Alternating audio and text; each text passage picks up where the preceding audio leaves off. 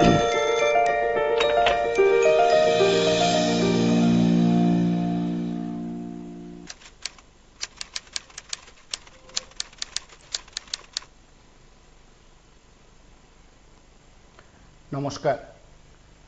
মোহনপুর বিধানসভায় বেশ কয়েকটি বাড়িঘরে হামলার ঘটনা ঘটেছে। অভিযোগ থানা পর্যন্ত গেছে, এসডিপি অফিস পর্যন্ত গেছে এবং একজন মহিলার উপর আক্রমণ করার অভিযোগ করা হয়েছে। খোদ সে মহিলা তার বক্তব্যে বিষয়গুলো উত্থাপন করেছেন। এসডিপিওকে গোটা বিষয়গুলো জানানো হয়েছে সিপিআইএম নেতৃত্বের তরফে এবং আগরতলায় ভানুঘোষ স্মৃতি ভবনে গোটা বিষয়গুলো নিয়ে সিপিআইএম পশ্চিম ত্রিপুরা জেলার এবং মোহনপুরের সিপিআইএম নেতৃত্ব সাংবাদিক সম্মেলন করে বিষয়গুলো উত্থাপন করে অভিযোগ করেছেন যে বিজেপি এবং তাদের নির্বাচিত জনপ্রতিনিধি এবং বিজেপির লোকজন নেতৃত্ব এ ধরনের হামলা সংগঠিত করেছেন এবং হামলার মদত জুগিয়েছেন মোহনপুর পুর পরিষদের ভাইস চেয়ারম্যান বলে অভিযোগ করেছে সিপিআইএম সরাসরি সেই অভিযোগের কথা সাংবাদিক সম্মেলনে জানিয়েছে এবং তার পাশাপাশি তারা এসডিপিওকে ডেপুটেশন দিয়েছে সে বিষয়বস্তু উল্লেখ করেছেন। সেই কথাগুলো নিয়ে আজ আমরা আলোচনা করছি এবং আপনাদের প্রত্যেকের কাছে বিষয়গুলো উত্থাপন করা হয়েছে। সিপিআইএম এর তরফে হয়তো সে বক্তব্যগুলো আপনাদের অনেকের কাছে পৌঁছে গেছে। আমরা শুধু কয়েকটি কথা বলি প্রতিনিয়ত। রাজনৈতিক সন্ত্রাস এই রাজ্যে বন্ধ হবে না এমন কথা আমরা তার আগেও বলেছি, আপনারা অনেকে বলেছেন। কেউ বলছিলেন যে সুদীর্ঘ কাল ধরে তা চলছে, বাম আমলে চলছে, তার আগের কংগ্রেসের জোট সরকারের আমলে চলছে, পরবর্তী সময় বিজেপি জোট সরকারের আমলে চলছে, এখনো চলছে। এখন বিরোধীদেরকে দমন করার জন্য সন্ত্রাসী কি একমাত্র অস্ত্র? কেউ যদি বিরোধী রাজনৈতিক দল করেন তাহলে কি তিনি বাঁচতে পারবেন না? তার উপর আক্রমণ করতে হবে, তার পেছনে সমাজদ্রোহীদের লেলিয়ে দেওয়া হবে? এ কয়েকটি প্রশ্ন বোধ হয় আজ নয়, বহু দিন আগে থেকে চলছে। কেউ বলবেন সুদীর্ঘকালের ইতিহাসে ত্রিপুরায় রাজনৈতিক সন্ত্রাস বন্ধ নেই। এখন কেউ যুক্তি দিয়ে বলবেন যে আগে বেশি ছিল এখন কম হয়েছে, আগে খুন হতো এখন খুন হয়, এমন যুক্তি দেখিয়েছেন। আমরা তর্ক বিতর্কের বিষয় হচ্ছে রাজনৈতিক দলে যারা আছেন তারা, এবং আমি বেশ কয়েকদিন ধরে একটি কথা বলি, রাজনৈতিক দলের নেতারা যারা কথা বলেন তাদের মেপে চোখে কথা বলতে হয় না। তারা মিথ্যা কথাকেও মিথ্যা হিসাবে তারা প্রচার করলেও সাধারণ মানুষ রাস্তায় দাঁড়িয়ে বলতে পারেন না, নেতার মুখের সামনে দাঁড়িয়ে বলতে পারেন না যে আপনি মিথ্যা কথা বলছেন। তারা হাঁ করে তাকিয়ে কথাগুলো শুনেন। জনপ্রতিনিধিরাও মিথ্যা কথা বলেন, সে কথাও আমরা ভালো করে জানি। এখন প্রশ্ন হলো, আপনি সাধারণ মানুষ, আপনার কি ধারণা? তাহলে একদলীয় শাসন ব্যবস্থা কায়েম করাই কি একটা রাজনৈতিক দলের লক্ষ্য এবং উদ্দেশ্য? আজ এই প্রশ্নটা উঠেছে, একেবারে সাধারণ মানুষ সেই প্রশ্নগুলো তুলছেন।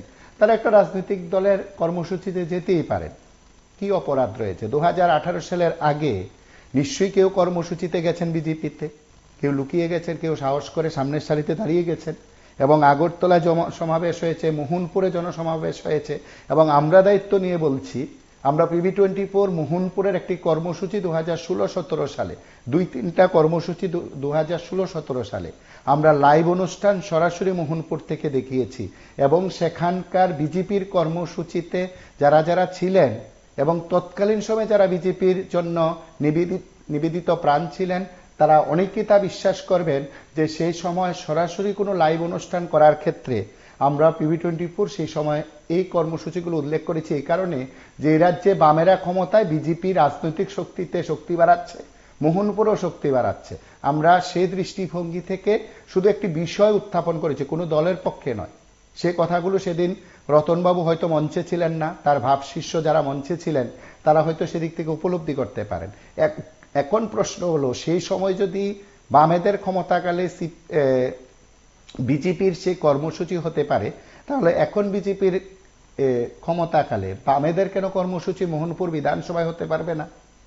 এই প্রশ্ন তো যে কোনো সুস্থ মস্তিষ্কের নাগরিক করতেই পারেন। আর যদি এই প্রশ্ন শুনে কারোর অস্বস্তি লাগে তাহলে তিনি নিশ্চয়ই মানসিকভাবে অসুস্থ, তার গণতান্ত্রিক চেতনা, ধ্যান ধারণা ইত্যাদি নেই এবং তিনি বিকৃত মন নিয়ে তিনি চলেন। এই কথা আরো একজন সুস্থ মানসিকতা নাগরিক বলবেন এবং অবশ্যই চিকিৎসা শাস্ত্র তাই বলবে। আমরা সেদিক থেকে বলছি যে আপনি সাধারণ মানুষ হিসেবে আপনার কি উপলব্ধি? যে দৃশ্যটা দেখছেন, একজন মহিলা, তার উপর আক্রমণ করা হয়েছে, তার ছেলে ভারতের গণতান্ত্রিক যুব ফেডারেশনের একটি কর্মসূচিতে অংশগ্রহণ করেছেন বলে এই ধরনের আক্রমণের তথ্য সিপিআইএম সামনে এনেছে।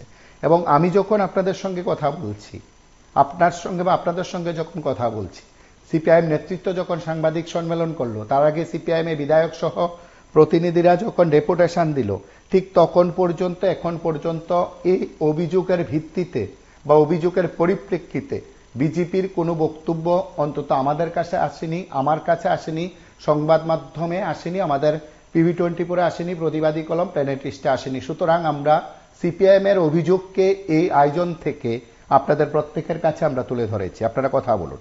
নমস্কার, কি বলছেন? আমি চেরানা থেকে বলছি। হ্যাঁ, বলুন। দেখুন, আমরা 2017 সনে আমরা কিন্তু আসলে বিজেপির প্রথম বিধানসভাতে আমরা বিজেপি করি। বিজেপি করাতে আমরা বিভিন্ন বাজারে বিভিন্নখানে আমরা বিভিন্ন প্রোগ্রামে গেছি, কিন্তু আসলে বামপন্থের কর্মীরা আমরা কোনোদিন বাধা সৃষ্টি করে না। কিন্তু যখন 2018 ক্ষমতার বদল হইল, তখন আমরা তো তখন ছিলাম পৃষ্ঠাভূমি, তারপরে এটার নাম পরিবর্তন হয়ে গেল, আমরা এলাম এখন উত্তর পূর্ব। এটা যাও, আমরা এখন ঘরে আছি। কিন্তু এখন দেখি আমরা বিরোধীরা মাঠে নামতে পারে না, কোনো প্রোগ্রাম করতে পারে না। তখন যদি বিরোধীরা এই সুযোগ না দিত, তাহলে বিজেপি ত্রিপুরাতে সংগঠন করতে পারত না। কিন্তু বামপন্থীরা তা করছে না, না করাতে কিন্তু আমরা এই সংগঠন গুলো করতে পারছি।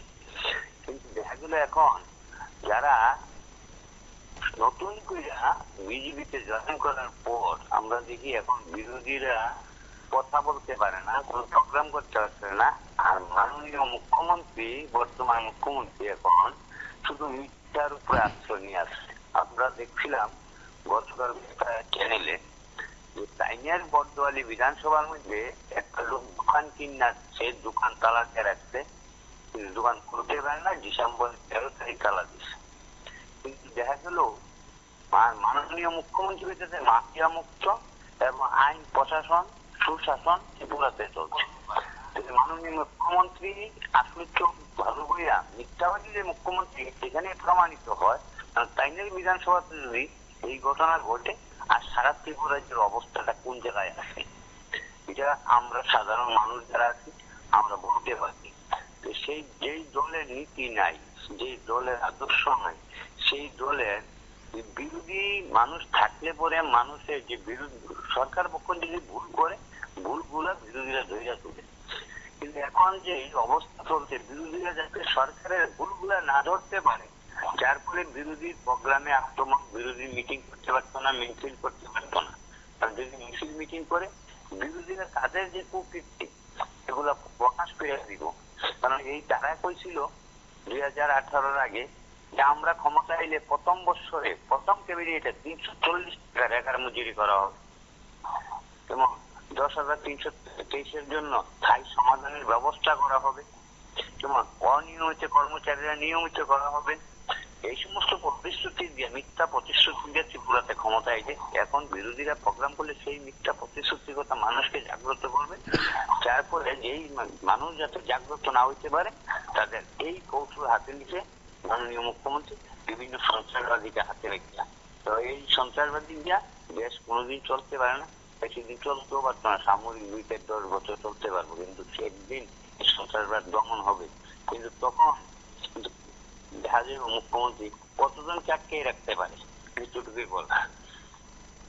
আমরা শুধু বিষয়গুলো উত্থাপন করে আপনাদের প্রত্যেকের কাছে প্রতিক্রিয়া তুলে ধরার চেষ্টা করি। এখনো পর্যন্ত এই অভিযোগের ভিত্তিতে বিজেপির তরফে কোনো বক্তব্য নেই, বিজেপির তরফে পাল্টা কোনো যুক্তি নেই এবং বিজেপির নেতৃত্ব এখনো এ নিয়ে কোনো প্রতিক্রিয়া ব্যক্ত করেনি। যে মহিলার উপর আক্রমণ করা হয়েছে, মহিলার ছেলে নাকি ভারতের গণতান্ত্রিক যুব ফেডারেশনের কর্মসূচিতে গেছেন সিপিআই নেতৃত্বে দেওয়া বক্তব্য অনুসারে, এবং তার যাওয়ার পরেই সেখানে 9টি বাড়িতে সরাসরি আক্রমণ করা হয়েছে, বাড়িঘরের লোকজনকে মারধর করা হয়েছে, তাদেরকে হাসপাতালে পর্যন্ত ভর্তি করানো হয়েছে। এই অভিযোগ করা হয়েছে সিপিআইএম এর তরফে, এবং যেসব বাড়িঘরে হামলা করা হয়েছে হামলাকারীদের নাম দাম প্রকাশ্যে বলেছেন সিপিআইএম নেতৃত্ব। এবং এই ঘটনা ঘটেছে মোহনপুর বিধানসভায়, যে কর্মসূচিটি সংগঠিত করা হয়েছে গত 6 জানুয়ারি, তার প্রেক্ষিতে গতকাল এই ধরনের ঘটনা ঘটেছে বলে আর সিপিআইএম বিষয়গুলো সরাসরি সাংবাদিকদের কাছে যেমন বলেছেন, ঠিক তেমনি কথাগুলো মোহনপুর এসডিপিওর কাছেও বলেছেন। এই সময় পর্যন্ত পুলিশ কাউকে গ্রেপ্তার করেনি। এ সংক্রান্ত বিষয় নিয়ে পুলিশের তরফে কোনো বক্তব্য নেই। আমরা যখন পুলিশের কাছ থেকে কিছু তথ্য জানার চেষ্টা করেছি, পুলিশ তার অসহায়ত্বের কথা বলেছেন, পুলিশ তার অক্ষমতার কথা বলেছেন। সরাসরি একজন সাংবাদিক সাংবাদিকের কাছে যে প্রতিক্রিয়া পুলিশ ব্যক্ত করেছেন, সেদিক থেকে পুলিশ যে অনেক কিছুই করতে পারেন না তা প্রকাশ করেছেন। আমরা এই কথাগুলো আপনাদের কাছে সরাসরি তুলতে পারবো না, আমাদের তো সংবাদ মাধ্যমের কিছু দায়িত্ব থাকে, পুলিশ কর্মীদের, পুলিশ আধিকারিকদের কিছু বক্তব্য সরাসরি সেক্ষেত্রে তুলে ধরা সম্ভব নয়। কিন্তু আমরা বিশ্বাস করি যে সিপিআইএম যে বক্তব্য রেখেছে নিশ্চয়ই তার পাল্টা জবাব কিংবা যুক্তি যদি কোনো বক্তব্য থাকে বিজেপি অবশ্যই রাখবেন। নিশ্চয়ই মোহনপুরের যিনি বিধায়ক মন্ত্রী রতনলাল নাথ তিনি রাখবেন, তার মণ্ডল নেতৃত্ব রাখবে এই বিশ্বাস আমাদের রয়েছে, কারণ আজ সরাসরি সিপিআইএম সেই অভিযোগ করেছে। যদি রাখা হয় আমরা হয়তো পরবর্তী সময় বিষয়গুলো জানতে পারবো। আমরা শুনি সিপিআইএম নেতৃত্ব কি বলছে। 6 জানুয়ারি মোহনপুরের বামুটিয়ার কালীবাজারে নেশার বিরুদ্ধে কর্মসংস্থানের দাবি সহ যুবরা মানে ডিওয়াইএফআই একটা সভা করেছে। সেই সভায় মোহনপুর মহকুমার বিভিন্ন এলাকা থেকে যুবক হ্যালো, হ্যাঁ বলুন।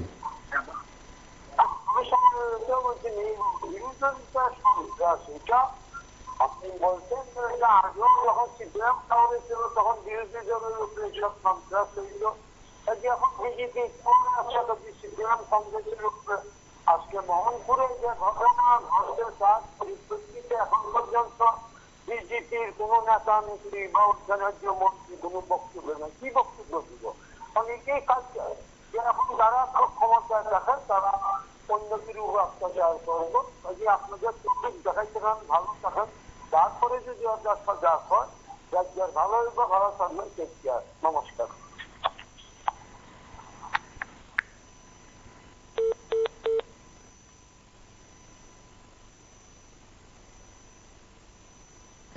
যুবক যুবতীরা এসেছিলেন, সেই সভায় অংশ নিয়েছেন।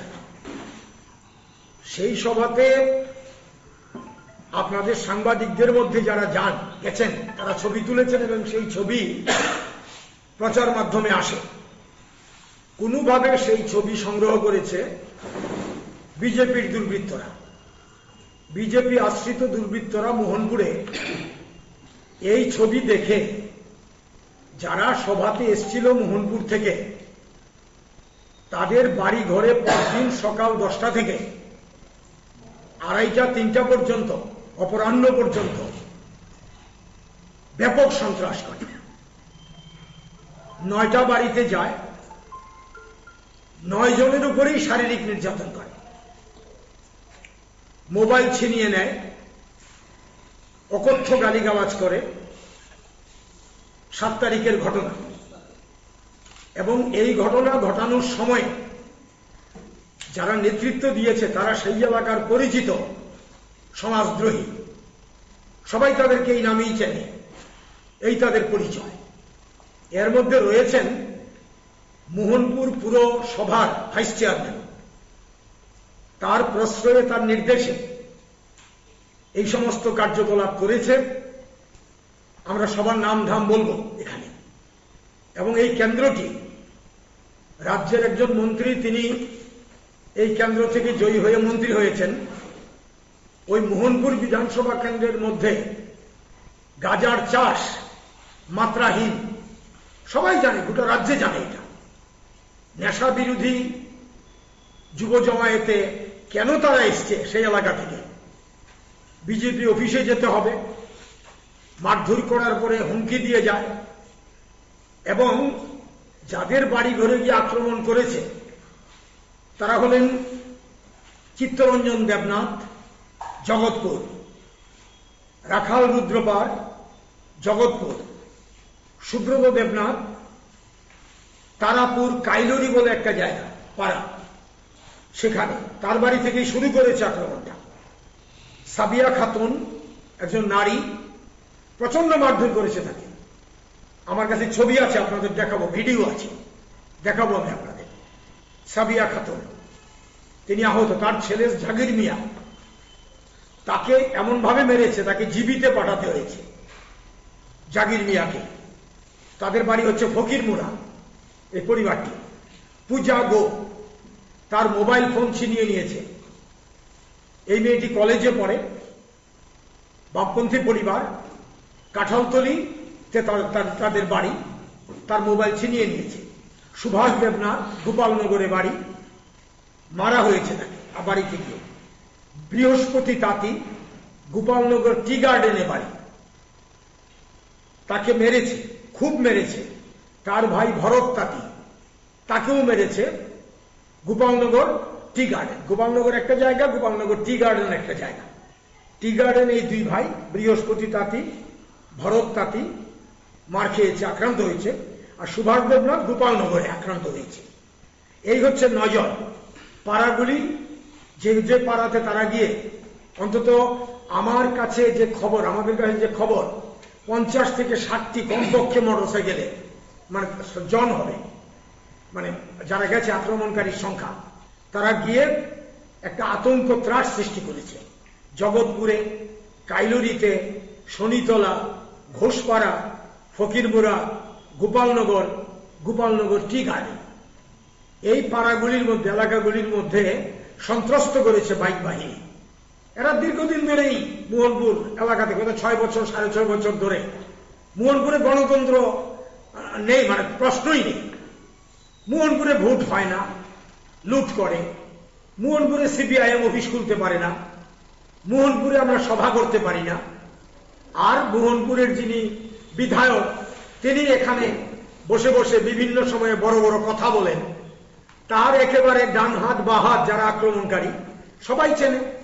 মোহনপুর পুরো সভার ভাইস চেয়ারম্যান শঙ্কর দেব এই হামলাকারীদের মানে নেতৃত্ব দিয়েছেন। মন্ডলের নেতা বিকাশ দাস এবং ওই এলাকার পরিচিত আক্রমণকারী, অনেক আক্রমণের সঙ্গে জড়িত তারা। নির্মল দেব, ডাকনাম মহাদেব, দিলীপ দাস, ইন্দ্র, নির্মল দেব ব্র্যাকেটে তার নাম হচ্ছে ইন্দ্র, ধীমান দেবনাথ, রঞ্জন দেবনাথ, পুরো কর্মচারী। এখানে এই কয়েকজনের নাম আমরা পেয়েছি প্রত্যক্ষদর্শীরা, কারণ প্রকাশ্য দিবালোকে করেছে, প্রকাশ্য দিবালোকে করেছে, সবাই দেখেছে। আক্রান্ত যারা, তারা তাদের চেনে। তো এইভাবে তারা গিয়ে এটা করেছে। তো আমাদের বক্তব্য হচ্ছে, কি চলছে এটা? আমরা দেখলাম আগরতলা শহরে আমরা কাশারিপট্টিতে আক্রমণ দেখলাম, গত 15-20 দিনের ঘটনা। তারপরে আমরা নরসিংগড়ে শক্তিশালী বোমাবাজি করেছে, গোটা এলাকা কেঁপে উঠেছে। এবং এখন যে ঘটনাটা ঘটলো, গতকাল যে ঘটনাটা ঘটলো মোহনপুরে, তো এই তো যুগসূত্রতা আছে। তো সরকার কোথায়? সব জায়গাতে আমরা একই কথা বলছি, স্বরাষ্ট্রমন্ত্রী, মাননীয় মুখ্যমন্ত্রী নিজে কোথায়? পুলিশের ভূমিকা কি জানতে চাই আমরা। পুলিশকে আমরা জানিয়েছি, সবগুলো ঘটনা জানিয়েছি। কাশারিপট্টি থেকে আরম্ভ করে আমরা অনঙ্গনগর, নরসিংগড় এবং মোহনপুর, এই যে আক্রমণ আমরা জানিয়েছি। পুলিশ কাশারিপট্টিতে পৌঁছেছিল, পুলিশের সামনেই করেছে, কিন্তু গ্রেপ্তার নেই। নরসিংগড়ে গ্রেপ্তার নেই, মোহনপুরে গ্রেপ্তার করলো না। হ্যাঁ, একটা ডে লাইটে এই আক্রমণটা করছে, ব্রড ডে লাইট, গ্রেপ্তার নেই। তো আইন শৃঙ্খলা কোথায়? ওই কেন্দ্রের বিধায়ক যদি বলেন, অস্বীকার করেন যে আমি তাদের চিনি না, জানি না, মানতে হবে, তাইলে ব্যবস্থা গ্রহণ করুন। এলাকার বিধায়ক যদি আইন শৃঙ্খলা রক্ষা করতে চান, তাহলে 1 মিনিট লাগে, গ্রেপ্তার করান দেখি। যদি কবজিতে বল থাকে, কোথায়? এরাই তো বিভিন্ন সময়ে মানুষকে আক্রমণ করেছে, বুট লুট করেছে। এরাই মোহনপুরে আজকে গত 6-6.5 বছর ধরে একটা জঙ্গলের রাজত্ব কায়েম করে রেখেছে। তাদের কেশাগ্র স্পর্শ করার সাহস পুলিশ পাচ্ছে না।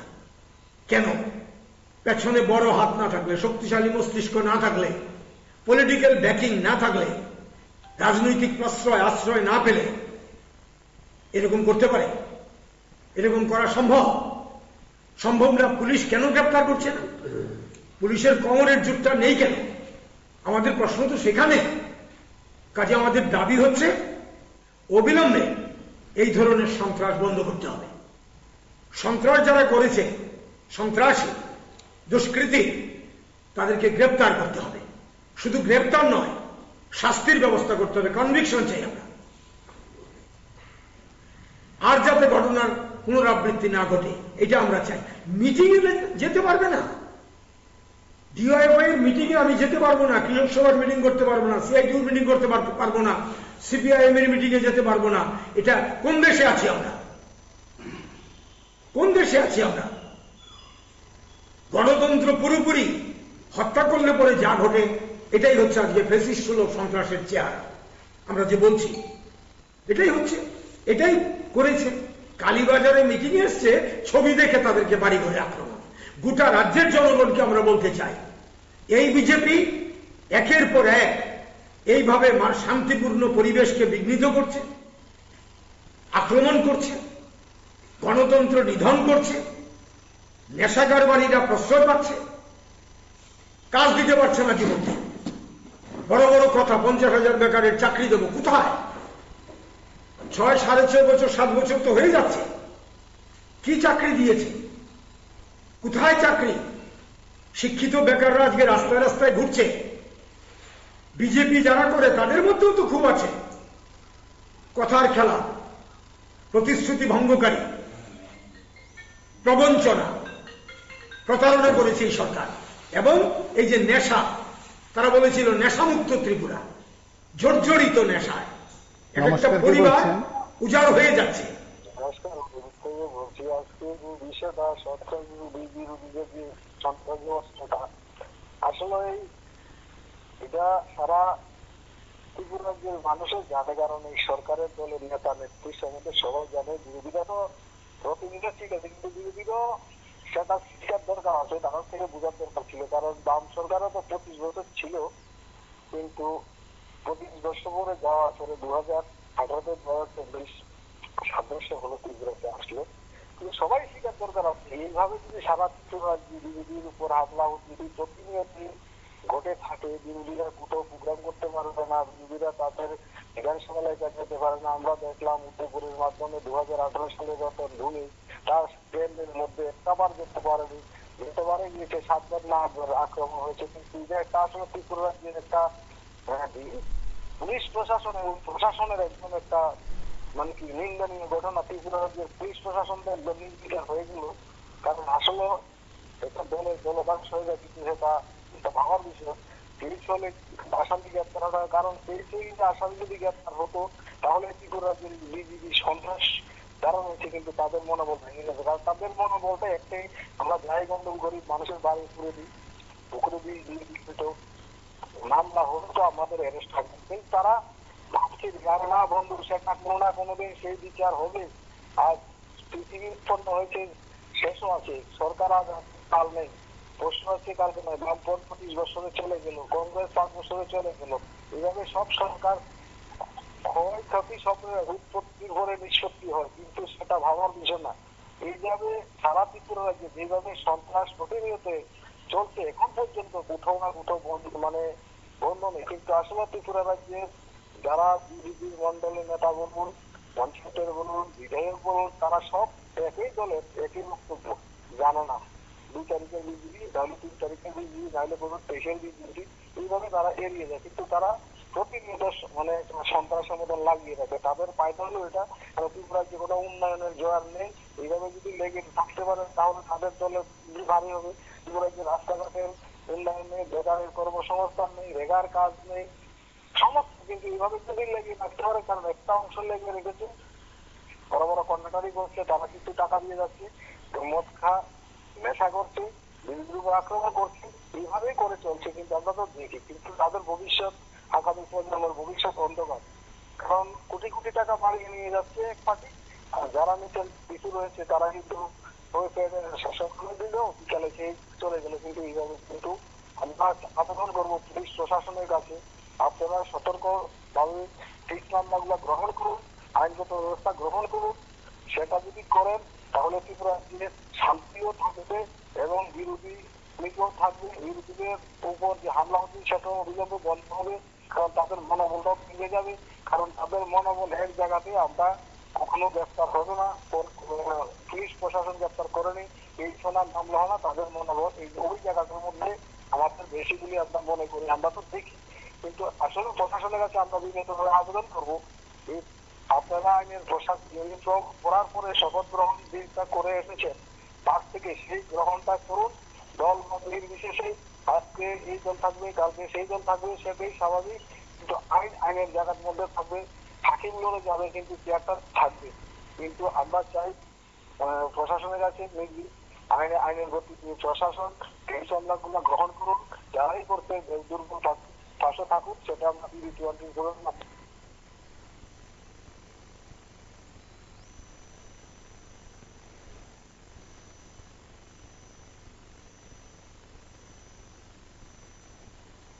হয়ে যাচ্ছে এই নেশায়, কাজেই নেশা হয় না। নমস্কার। আমি আগেই বলেছি। নমস্কার দাদা, আমি সুনীল কুমার দাস বলছি বিমান পক্ষ থেকে। দেখুন, এই যে শাসকটা, এটা ভয়ঙ্কর শাসক। আপনি কংগ্রেস, সিপিএম, বিজেপি, তৃণমূল, এরাই তো লাভ করলো ভারতবর্ষের সবচেয়ে বেশি এখন করতেছে। পশ্চিমবঙ্গে দেখেন তৃণমূল কি হাত ধরাইতেছে। সিপিএম থাকাকালীন কিন্তু সন্ত্রাস কম হইছে না, অস্বীকার করতে পারবো না। কংগ্রেস থাকাকালীন সন্ত্রাস হয়েছে। এমনকি একটা মেয়ে লজ্জাজনক অবস্থায় হত্যা করা হয়েছে। বাড়ি ঘর তো কি হারে পড়ছে, গরু ছাগল পড়ছে। কংগ্রেস সময় কল্পনা অব্দি, সিপিএম এর সময় সেম ঘটনা হয়েছে। বিজেপিও এখন তাই করাইতেছে। মুদ্রা হলো এইটা করানোর পেছনে শাসকটা, তারা তাদের অত্যাচারে ভারতবর্ষে আপনি জানেন শূদ্র জাতির লোকেরা, এসসি এসটি ওবিসির লোকেরা থর করে কাঁপছে, সীমানা দৌড়াইতে পারছে না। আমরা মূল ভারতীয়, অথচ তারা আমাদের উপরে এত বড় অত্যাচার তারা করতেছে বিদেশ থেকে এসে। এটা ভয়ঙ্কর একটা পরিস্থিতি। ভারতবর্ষে তারা সামনের দিকে যাইতে দিতেছে না। পৃথিবীতে প্রচুর রাষ্ট্র আছে, তারা 5,000-10,000 বছর আগে তারা শিক্ষিত।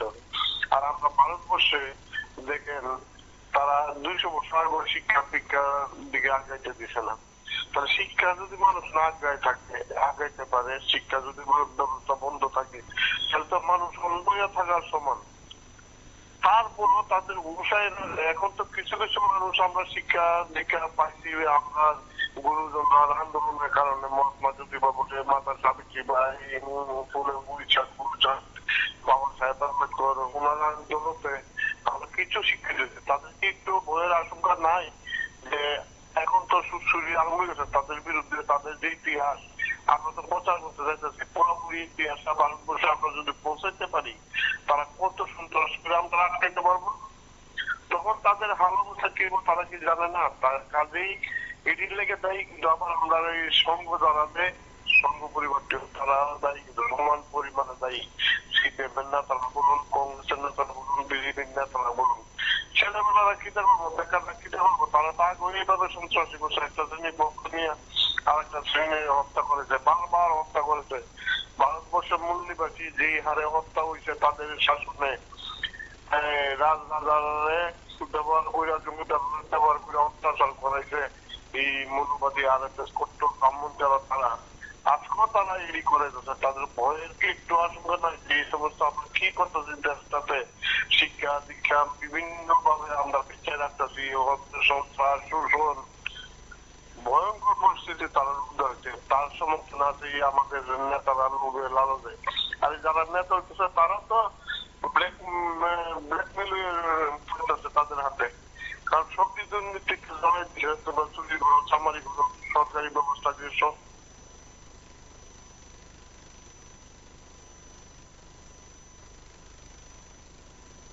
হয়ে যাচ্ছে এই নেশায়, কাজেই নেশা হয় না। আমি আগেই বলেছি, মোহনপুর, বারবার মোহনপুর শিরোনামে আসছে, আরো কিছু এলাকা এরকম ভাবে শিরোনামে আসছে। গোটা রাজ্যেই তো চার, এর মধ্যে সবচেয়ে বেশি যে এলাকাগুলির মধ্যে হচ্ছে, তার মধ্যে অন্যতম হচ্ছে মোহনপুর। তো মোহনপুরের যিনি বিধায়ক মন্ত্রী, তিনি দেখছেন না এগুলো, জানেন না? এটা হতে পারে যে নামগুলো বললাম তা উনার কর্মী, তারা কর্মী বলা হয় তাদের, মন্ডলের নেতা, ভাইস চেয়ারম্যান পুর পরিষদের। তাহলে পুরসভাতে গিয়ে তারা বসেছে এই ঘটনাগুলির আগে পরে।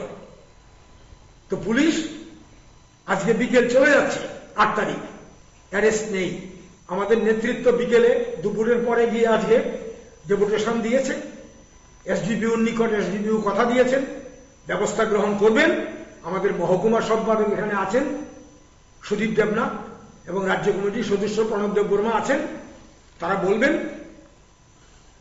পুলিশের সঙ্গে তারা সাক্ষাৎ করেছেন। তাই আমাদের দাবি হচ্ছে অবিলম্বে দুষ্কৃতীদের গ্রেপ্তার করা হোক, শান্তি রক্ষার উদ্যোগ নেওয়া হোক এবং শান্তিপূর্ণ গণতান্ত্রিক জনগণের প্রতি আবেদন জানাই আপনারা এগিয়ে আসুন। যেটা আমরা সর্বক্ষেত্রে জানাচ্ছি, মানুষ সর্বশক্তিমান, মানুষ এই ক্ষেত্রে এগিয়ে এলে পরে এই দুষ্কৃতি হাতে গোনা কয়েকজনের সাধ্য নেই এটা করতে পারে। কাজে জনগণ আপনারা এগিয়ে আসুন গণতন্ত্র রক্ষার জন্য, শান্তি রক্ষার জন্য। সরকার যখন করছে না তখন কি করা যাবে? মানুষকে এগিয়ে আসতে হবে। সরকারের দায়িত্ব সরকার পালন করছে না, ব্যর্থ। এই হচ্ছে আমাদের বক্তব্য। মোহনপুর মহকুমার সম্পাদক পার্টির এটা বলেছেন, আমি যেটা যুক্ত করতে চাই, সাবিয়া খাতুন একজন ধর্মীয় সংখ্যালঘু। পুরুষ লোকেরা বাইক বাহিনী একজন মহিলার উপর আক্রমণ করেছেন, খুব পৈশাচিক কায়দায় আক্রমণ করেছেন। আজকে মোবাইলে পাঠিয়েছেন কিভাবে ঘটনা করেছে। আমরা যেটা মনে করি, মোহনপুরের ঘটনা এবং গত 5 তারিখে অনঙ্গনগরের যে বোমা ফাটানোর যে ঘটনা, একটার সাথে একটা যুগসূত্র সেখানে আছে। মোট কথা হলো সিপিএম করা যাবে না, কোনো সংগঠনের মিটিং করা যাবে না, একমাত্র বিজেপি থাকবে, একমাত্র শাসক দলই ওই এলাকাতে এই সমস্ত প্রোগ্রাম করবে। এখানে সিপিএম বা তার এই সমস্ত গণসংগঠন কোনো প্রোগ্রাম করা যাবে না। এটাই হলো তাদের চিন্তা ভাবনা। এইসব থেকেই এইরকম ধরনের ঘটনা তারা করছে। আমি আমার আলোচনা এখানে বাড়াতে চাই না। আমরা চাই গত 2018 সাল থেকে যে ধরনের ঘটনা মোহনপুর বিধানসভা এলাকাতে এবং অংশত এখানে ভামুটিয়া বিধানসভা এলাকাতে এখানে যে সমস্ত ঘটনাগুলি ঘটছে দিনের বেলায়, গতকালকে এই ঘটনা যখন হয় তখন মহকুমা সম্পাদক মন্ডলের মিটিং কালীবাজারে চলছিল। তখনই এই খবরটা পেয়েছে, সাথে সাথেই এসডিপিকে জানানো হয়েছে এবং পার্টি রাজ্য সম্পাদক জিতেন্দ্র চৌধুরীর কাছে ইনফরমেশন গেছে। সাথে সাথেই এসপির কাছে বলেছেন, এসপি উদ্যোগ নেওয়ার চেষ্টা করেছেন। কিন্তু 11:30 থেকে 2টা পর্যন্ত লাগাতার ঘটনা, পুলিশ নাকি খুঁজে পায় না। পুলিশের বিরাট দুর্বলতা এখানে লক্ষ্য করেছে। দিনের বেলায় 40-50টা বাইক নিয়ে একটা বিরাট একটা গ্রুপ চারিদিকে ছুটছে, পুলিশটাকে তাদের খুঁজে পাচ্ছে না। রাতের বেলা হলে পরে একটা কথা, দিনের বেলায় খুঁজে পাচ্ছে না। আমাদের তো মনে হয় পুলিশ এরিয়া চলছে। এখানে মন্ত্রী রতন নাথের কাছাকাছি লোক, পুলিশ এরিয়া চলছেন, এরকম ধরনের ঘটনা। এটা আমরা চাই এই ঘটনার সাথে যুক্ত যারা, তারা দিনের বেলায় ঘটনা করেছেন, মানুষ দেখেছেন, প্রত্যক্ষদর্শীরা দেখেছেন এবং পত্র পত্রিকাও উঠেছেন। আজকে পুলিশ যাতে উপযুক্ত ব্যবস্থা নেয়, এটাই আমাদের দাবি। আমাদের একটা সভা ছিল পার্টি বাবুটিয়া কালীবাজারে। সঙ্গে সঙ্গে এসডিপিও সাহেবকে বিষয়টা জানানো হয়। উনি টিম পাড়িয়ে বলছেন লোক পাচ্ছি না। উনি শেষবেলায় যখন ফোন করছেন, সুব্রত গুপের বাড়িতে যখন আক্রমণ করবার জন্য যায়, তাকে পায়নি। তার বাড়িতে হুমকি দিয়ে আসে। ওইখানে তার পাশেই তার ভাতিজি দাঁড়ানো ছিল, তার মার কাছে। তার মোবাইলটা ছিনিয়ে নেয়।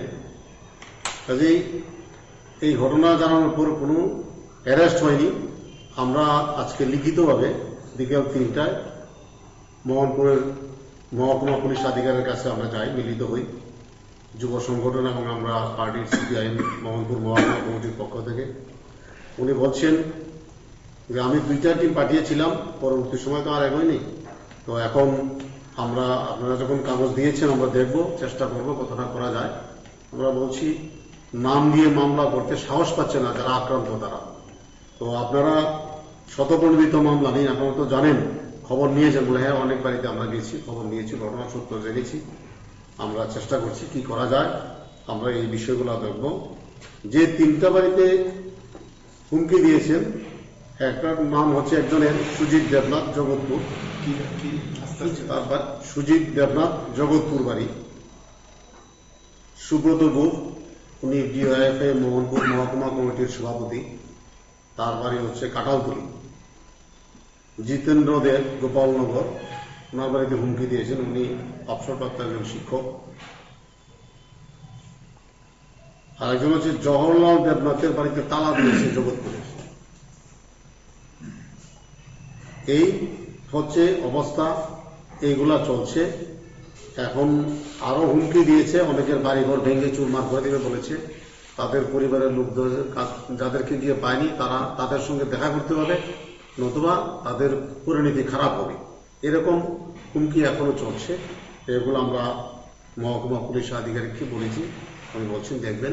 এই হচ্ছে মোটামুটি আমাদের বিষয়টা হলো গত 7 তারিখ আমাদের সিদাই মোহনপুর এলাকা দিয়ে বিজেপির বাইক বাহিনী আমাদের 9 জন বাম যুব কর্মীদের বাড়িতে গিয়ে আক্রান্ত করে, তারা আহত হয়, অনেকের বাড়িঘর ভাঙচুর করেছে।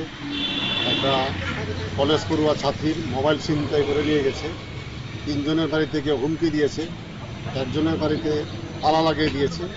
এই সমস্ত বিষয়ে প্রকাশ্য দিনের বেলায় যে সমস্ত দুষ্কৃতকারীরা বাইক নিয়ে এই আক্রমণগুলো সংঘটিত করেছে তাদেরকে দৃষ্টান্তমূলক শাস্তি দেওয়ার জন্য, গ্রেপ্তার করবার জন্য আমরা এখানে পুলিশ আধিকারিক মাননীয় এসডিপি সাহেবের কাছে আমরা ডেপুটেশন দিয়েছি। এই বিষয়টা আমরা সিপিআইএম মোহনপুর মহকুমা কমিটির পক্ষ থেকে আজকে এখানে দিলাম। আপনারা লক্ষ্য করেছেন যে তাদের এই পেছনে কি কারণ থাকে। 6 তারিখে আমাদের এটা যুব কনভেনশন ছিল। এই কনভেনশনে যারা গিয়েছে মোহনপুরের বিধানসভা এলাকার এই সমস্ত এলাকার যারা বাইক বাহিনীর দুর্বৃত্তরা আছে বিজেপির, আমরা বলেছি। হ্যাঁ বলুন। বলছিলাম সন্ত্রাস বিরোধীদের দমনে অস্ত্র। তো আসলে সন্ত্রাসী তো সন্ত্রাসী থাকে।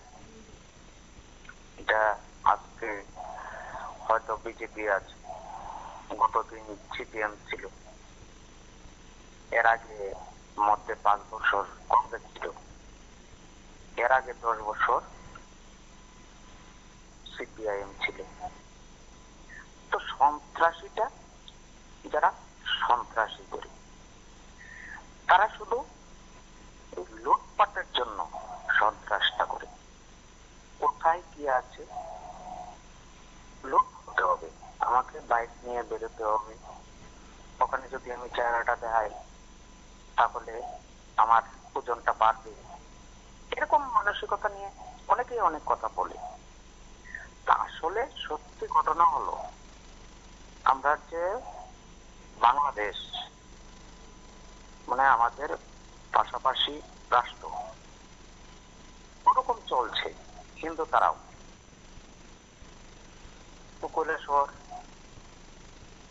দেখলাম মাগু নাকি জানি একটা জায়গার নাম, ওখানে বিএসএফ এর বন্দুক ধরে টার্ন করছে। কারা? সন্ত্রাসী, প্রচারকারী। তো এই তো আমরা দেখছি প্রত্যেক দিন। তো আর কত দেখবো? তো 25 বছর প্লাস 10 বছর মধ্যে 5 বছর বাদ দিলে এই সন্ত্রাসটা কোথায় তৈরি হয়েছিল? আজকে রতন বাবুও বলেছেন, প্রাক্তন বিধায়ক, আবার আশেপাশে 2 জন ছিল। তো ওনারা যে বলছে ওনারা কি সন্ত্রাস করেনি? হ্যাঁ করেছে। কি করেছে? সদর এসডি অফিসে সুখরাম দেব বর্মা নিহত হয়েছে, গুলিবিদ্ধ হয়েছে। তো এরকম বুড়ি উদাহরণ, শঙ্কর টিল্লা কুই আর কমলপুরের রাবার বাগান, অনেক কিছু হয়েছে। কিন্তু এগুলা দিনের বেলা বাইক নিয়ে 50টা বাইক, ওরা 50টা বিরোধী দল যেহেতু 50টা বলতেই পারে, কারণ বিরোধী দল তো খুব সময়ের জন্য,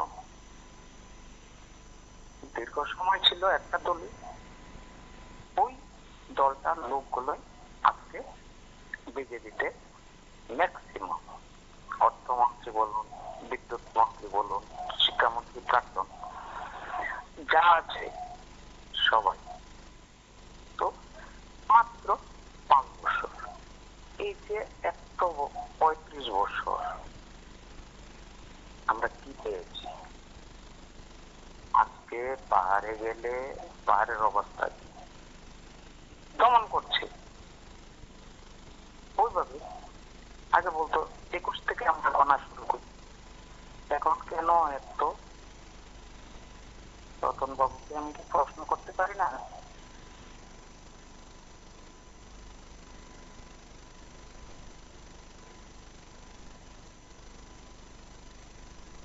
আমরা বলেছি এসডিপি সাহেবকে এটার জন্য একটা সুনির্দিষ্ট ব্যবস্থা গ্রহণ করবেন বলেছেন, দেখবেন, ওনার চেষ্টা করবেন।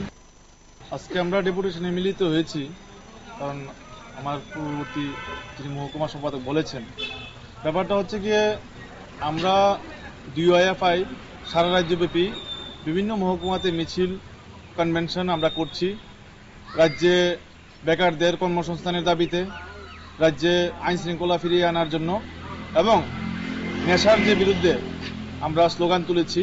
কারণ আমাদের রাজ্যে যে অবস্থা বর্তমানে, বিশেষ করে আমাদের মহকুমাতে মোহনপুরে যে ঘটনাটা ঘটেছে, আইন শৃঙ্খলা, যিনি আইনমন্ত্রী রতনলাল নাথ মহোদয় সবসময় সাংবাদিকদের সামনে মাইকে দাঁড়িয়ে গলা ফাটায়, কিন্তু ওনার যে বিধানসভা কেন্দ্র সেখানেই মানুষের গণতন্ত্র নেই।